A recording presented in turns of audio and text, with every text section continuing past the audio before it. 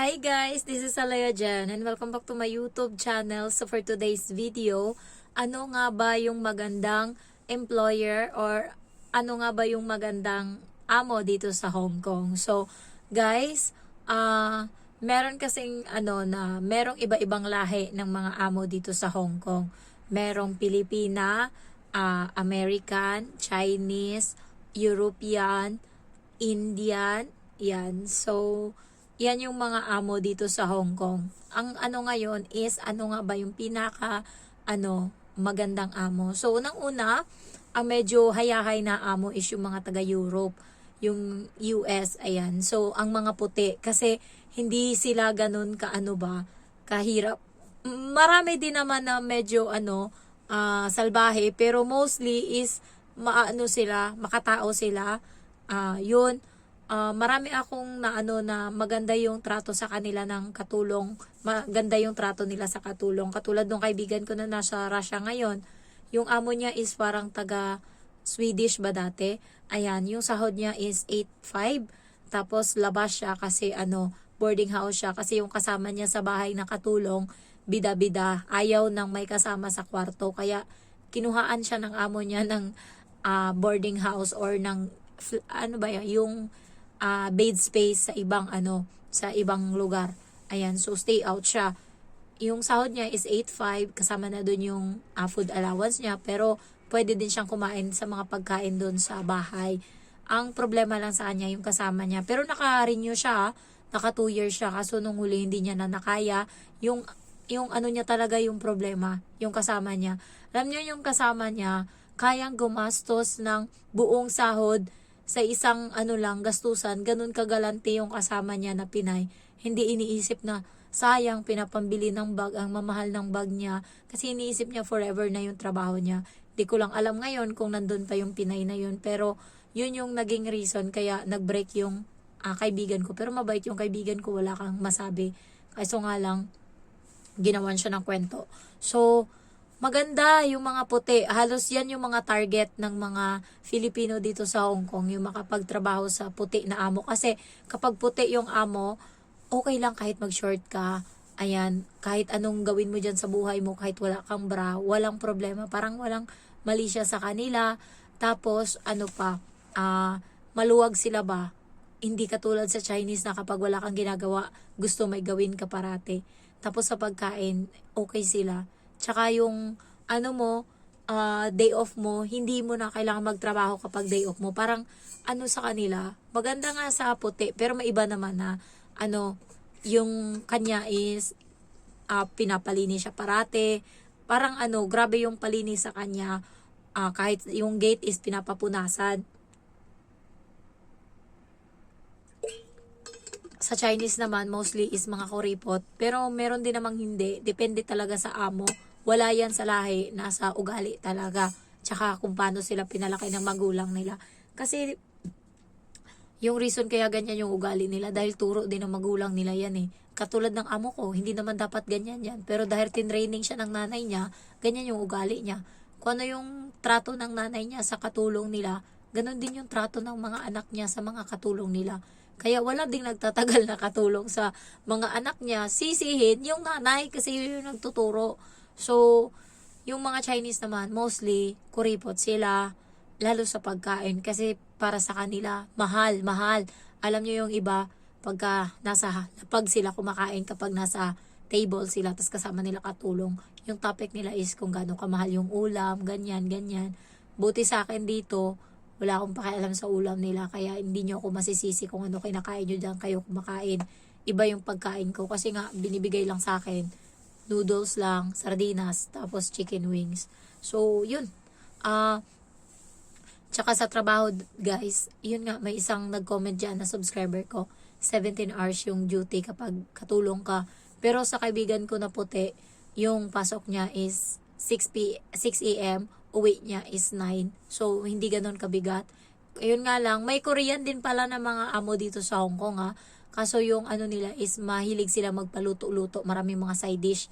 Ayan. So, ang naman, kapag Chinese yung amo mo is meron kang lychee, ganyan. Pero, red packet. Yun naman, sa mga puti is meron silang bonus every December. Yun yung maganda. Sa mga Chinese, walang ganon. Ang ano naman doon is kapag Chinese New Year may bigay. Pero yung iba 20 lang binibigay eh. Sa akin wala pang binigay. Pero alam ko meron yan. Hindi ko lang alam kung magkano. Siguro mga 200 ganyan. Pinakamababa na yan. Kasi naalala ko yung Indo na kaibigan ko. Hindi siya nag-renew. So yung mga ibang kapatid ng amo ko ang bigay sa kanya 100. Pero yung amo ko kahit ayaw niya na doon kasi hindi nag-renew, binigyan niya pa rin ng 200. So feeling ko 200 matatanggap ko ngayon. Okay na yun kaysa sa wala. Pero doon sa matanda, meron talaga ako doon, hindi pwedeng wala. Kasi kahit nga dati meron talaga. Kasi yung lalaki yung nagbibigay doon eh. Yung matandang lalaki, gusto ako ng matandang lalaki kasi naanuhan siya sa akin, nababaitan siya sa akin. Alam niyo yon, ako lang yung tumagal dito. Yung India naman, maano sila guys, wag kayo sa Indian kasi ayaw nila na magbitbit kayo ng mga karne-karne sa bahay kasi nga mga Muslim yan sila eh. Ayaw nila ng baboy and also vegetarian sila. Bawal kang mag-uwi ng karne sa bahay. Tapos yung kainin mo yung gulay nila dyan. Marami din silang pinapaluto. Manok, nagluluto din ata yung iba. Pero maraming arte yung luto nila. Tsaka napakasalbahe nila. Ayan. Maano sila guys, kuripot. Mas malala sila kaysa sa Chinese. Sa totoo lang. Yung mga Indian, mas malala sila. Ayan. And ang ano naman, ang isa is Pinay. Alam nyo, mas sumusuko pa yung mga katulong kapag Pinay yung amo nila. Napakasalbahay ng mga Pinay daw dito na amo sa Hong Kong. Hindi ko lang alam kung totoo pero napakasalbahay daw. Kasi yung ibang mga Pinay dito na amo, nanggaling din yan sila sa pagiging katulong. So yung mga naranasan nila, ina-apply nila ngayon nung sila na yung naging amo. Kaya yung minsan nagtatanong, mga pangyaw, okay lang ba na amo Pinay? Sabi nila, ay naku, maghanap ka ng iba, wag ka. Ayaw nila ng Pinay kasi nga alam na nila kung ano yung ugali ng mga Pinay na amo dito sa Hong Kong. Hindi ko lang alam kung lahat pero masama daw ugali ng mga Pinay na amo dito sa Hong Kong. Hindi ko lang talaga sure. So ang pinakamaganda talaga na amo is puti. American, European, yung mga taga Finland, Island, ganyan. Yung amo ng kaibigan ko is napakaswerte niya dun eh. Nakakapagluto pa siya ng cake, nakakapag-bake siya. May pagkain kami parati, masasarap pagkain namin nung nagtatrabaho pa siya doon. Ayan. So, ang ano na lang dito, anong magandang kapag Chinese yung amo mo, kung maganda ba maging amo is bata yung alaga or matanda or aso. Alam nyo guys, yung iba, aso lang alaga nila. Katulad nung dito sa building namin, sabi ko, ate, tagal ka na dyan? Sabi niya, ay naku be, naka-4 na kontrata na ako dito. Alam mo, alaga ko, aso lang. Ito lang talaga alaga ko, aso. Sabi niya, pag namatay tong aso, wala na. Sabi niya, ito yung ito yung pangkabuhayan ko, tong aso. Kaya alaga niya parati yung aso niya. Kasi walang walang anak yung amo niya. So, ayun lang yung alaga niya talaga. Maganda yung aso yung alaga. Kasi, hindi naman yan ilalakad mo lang yan, ganyan. So, parang maging best friend mo na lang yan. And yung bata, okay pa. Pag matanda minsan, okay lang pag mga bedridden na or mga ganyan. May kaibigan ako na ang alaga niya is matanda. Napakaswerte niya kasi sa rooftop siya natutulog. And hindi ko naman siya totally kaibigan. Parang kaibigan siya ng kaibigan ko. So, yung mga kaibigan niya is doon niya pinapakit sa rooftop kung saan siya natutulog. Okay sila doon mag-party-party kapag day off, pag linggo, nagluluto sila doon sila tumatambay, okay lang sa amo niya. Tapos nandun lang siya sa baba, nagtatrabaho kasi kahit Sunday, tawag nito, nagtatrabaho siya.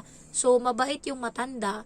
Depende talaga. Alam nyo yung ibang matatanda dito, pag namatay sila, may percent or merong pabigay sa katulong na nag-alaga sa kanila. So, ganun yung mga matatanda. Depende na lang sa iba. Yung ibang matatanda naman, yun yung kasama mo sa bahay na kontrabida. Yun yung popo. Pero pag yung mga alaga mo, bedridden, katulad nung isa kong kaibigan, 2 sila sa bahay, 2 matanda yung alaga nila. Naku, nagtitiktok sila. Nagumagawa sila ng mga Zumba video basta natutulog yung alaga nila. Yun nga lang, parang caregiver ka. Pero ang ganda ng trabaho ni ate magaan lang yung trabaho niya kasi pinupuntahan lang ng mga anak yung matanda. Mostly yung kasama nila sa bahay is yung katulong. So, depende guys. Pag mga bata naman kasi, okay pa yan pag mga 2 taon, 3 taon. Pero pag mga malalaki na tapos ayaw ipadisiplina sa'yo ng amo mo, doon naglalabas na yung mga sungay ng bata. Nagiging iba na ugali. Katulad sa akin, kahit ako na yung nagpaano nito pero iba pa din ugali. Kasi nga, minsan, dinidisiplina ko tapos biglang iba yung disiplina ng nanay. Sabi ng bata, sabi ni mami, okay lang daw na ganun. So, yung disiplina ko, hindi na yun. Sabi ko, sige, ikaw bahala. Sabi niya, okay, di bahala kayo dyan. So, yung disiplina ko na dapat tama, nilalabag ng sabi ko sa bata, kapag pinagalitan ka, alam mo naman na mali ka, huwag kang sumagot. Sabi niya, alam mo, sabi ni Mami Jen, kasi nung unang di siya sumasagot, pag hindi daw ako komportable pag pinagalitan ako, pwede daw ako sumagot. So ngayon, sumasagot na siya. Sabi ko, ikaw bahala. Nanay mo nagsabi Kaya hindi na ako nagdidisiplina sa bata. Kasi minsan yung roles na sinasabi ko, iniiba ng nanay. Kahit sa isip-isip ko, mali ba ako doon? Ayaw mo ba na kapag pinapagalitan mo yung anak mo, ano lang siya, nakikinig lang siya sa'yo, tahimik? Gusto mo away kayo, rumble kayo, bahala ka dyan. So, at least hindi na ako nag-ano ngayon. Kaya bumabalik na yung ugali ng bata. Nagsasalita na siya ng masama sa nanay niya. Sumisigaw na siya. Ay, wala na akong pakialam dyan. Dinisiplina ko yan, ayaw mo. So, ayun lang guys. Thank you for watching. And sana, maswerte kayo sa amo mo.